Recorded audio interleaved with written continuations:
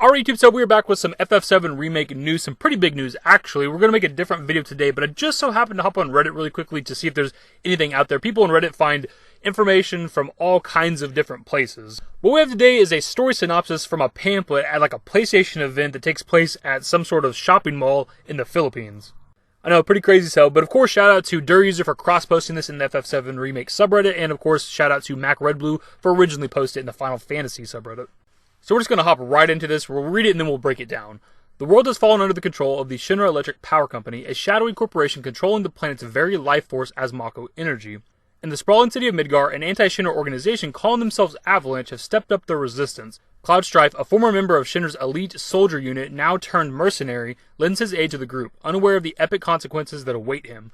The story of this first standalone game in the Final Fantasy VII Remake project covers up to the party's escape from Midgar and goes deeper into the events occurring in Midgar than the original Final Fantasy VII. So a lot of what we read there was already known stuff, right? Shinra bad, Avalanche, Cloud joins Avalanche, take down Shinra. We already knew all that. The main thing that's interesting is the very last paragraph. This very small amount of words actually tells us a lot of stuff and confirms a lot of stuff that we did not know or haven't had confirmed yet for Remake.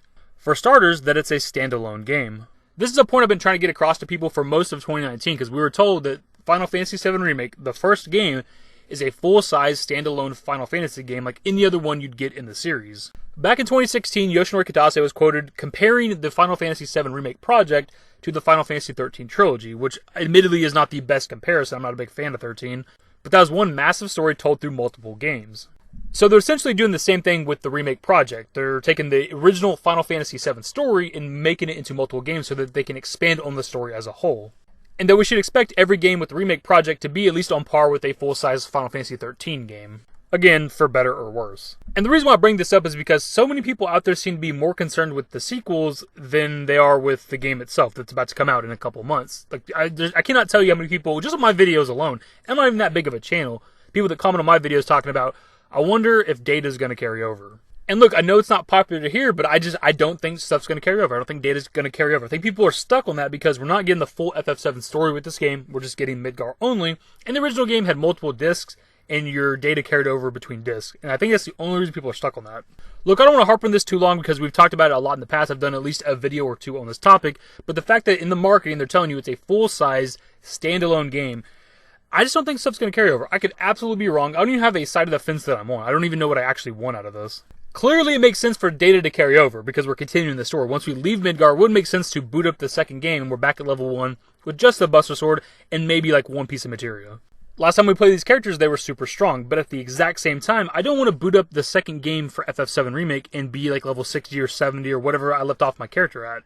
The only way that really works is if enemies scale with you. So if I start the game at level like 40 or 50 or 60, the enemies are that level as well. Because otherwise you're going to be a high level character and fighting level like 3 or 4 enemies. You're just going to decimate everything for most of the game. So really the best thing they could do is maybe have the options. Like, do I want to carry my data over, my weapons, my armor, my levels, and enemies scale with me, or do I want to start the second game fresh? Speaking of us getting outside of Midgar, the story synopsis actually tells us that the first standalone game covers up to the party's escape from Midgar. To any veterans of the original game, this makes a lot of sense to us already because the game is Midgar only, and the Midgar segment of the original story ends with us escaping Midgar, thus that's gotta be how this game ends. But we've actually never been told that in the marketing for this game. All we've ever known is Midgar only. For all we know, the story could have ended inside of Midgar.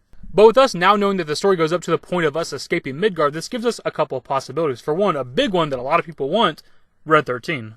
And we've already seen a lot of the Shinra building through some of the gameplay, and of course the key art that was released recently, and some concept art from a while back. Again, when it comes to people who have played the original game, it seems fairly obvious that we are going to get Red 13 in this game, but still, it's something they haven't told us. We haven't seen it in the marketing. We haven't even had a character reveal for Red 13 yet. With the story going up to the point of us escaping Midgar, that should all but confirm that we get Red 13 in this game, outside of them drastically changing something from the story. Like maybe we don't give him a Midgar anymore or something.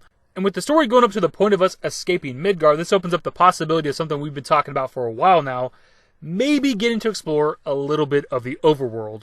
Now this has been a bit of hopeful wishing for a while because we've been told the game is Midgar only, but we all want to explore the world a little bit.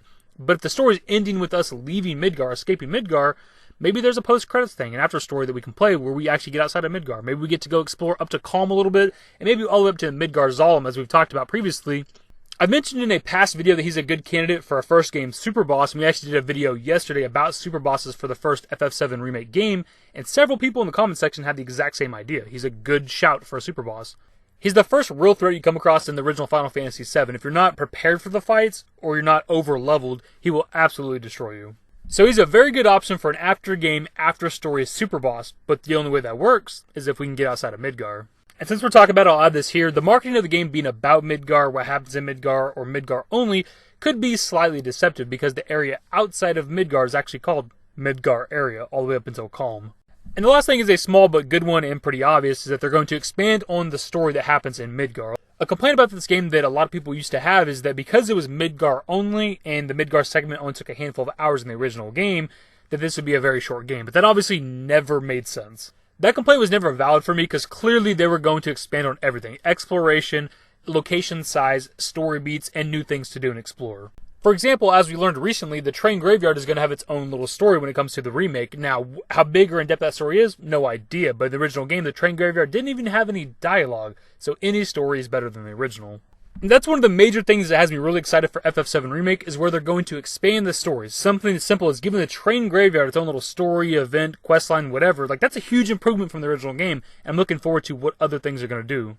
And that's pretty much the video, my dudes. To do a quick recap of everything we just talked about, the pamphlet tells us that it is a standalone game. The story goes up to the point of us escaping Midgar, which maybe, I'm not saying it's confirmed, but a possibility of us maybe getting to explore a little bit of the overworld. And of course, they're going to expand on the story of the Midgar segment. It's crazy how much information you can derive from just a couple of sentences. But as always, I pass off to you guys. So what are your thoughts on this? With it being confirmed that it is a standalone game, do you think that data is going to carry over to the next game? And which one do you want? Do you want to carry over, or do you want to start over fresh? With the story going up to the point of us escaping Midgar, much like the Midgar segment from the original game, do you think that's going to allow us to explore a little bit of the overworld? Leave your thoughts and more in the comment section below. Hopefully you guys enjoyed the video. If you did, give it a thumbs up. Subscribe to the channel if you guys are new and want to stay updated with more Final Fantasy VII Remake content. Turn on my notifications. Follow me on Twitter at @TheDashingDavid. At my Discord, links to my social networks are in the description. And in the outro. Later, guys. Give me a smile, give me forever for a while, give me forever for a while, quit acting like a baby.